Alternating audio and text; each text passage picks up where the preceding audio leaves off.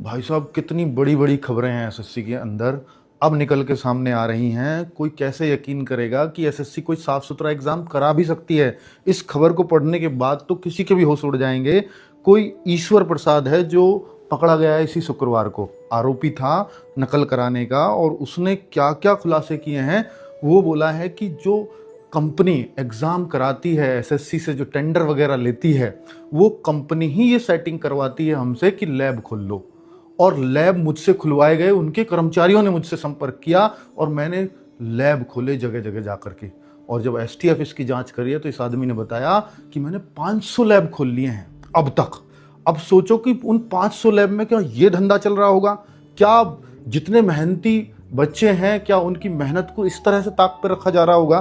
सोच करके देखो। इसने बोला है कि उत्तराखंड हो, दिल्ली हो, यूपी हो, हैदराबाद हो, राजस्थान, हिमाचल, इनमें 500 से ज़्यादा लैब के सेटअप हैं जिनमें ये चाहे तब चाहे सेटिंग करा सकता था, क्योंकि इसी के थ्रू कंपनी जो एसएससी को टेंडर, एसएससी जिनको टेंडर दे रही है, ऐसी कंपनी इनके थ्रू पूरी सेटिंग बिठा रही हैं। सोचो, ये कह रहा है कि हर लैब पर तो ये चीज़ें नहीं की, लेकिन 100 से ज़्यादा लैब्स पर यह काम होने की आशंका जताई जा रही है। और सबसे बड़ी बात तो तब हो गई, ये कह रहे हैं कि सीसीटीवी की लाइव फीड को भी ये खुद कंट्रोल कर सकता था, अर्थात उसमें क्या, कब, कैसे, क्या दिखाना है, वो सब कुछ इसके हाथ में था। तो कुल मिलाकर के आप सोचो ना, कितने बड़े बड़े नकल माफिया हैं। और जैसा सब लोगों ने एसएससी के आंदोलन में भी ये बात उठाई थी कि भैया कंपनी सही नहीं है, और ये बात सही साबित हो रही है। और इसने खुद ये माना है और कहा है इस अखबार के न्यूज़ के अकॉर्डिंग कि कंपनियों के कर्मचारी, इस कंपनी के कर्मचारियों ने ही मुझे चुना था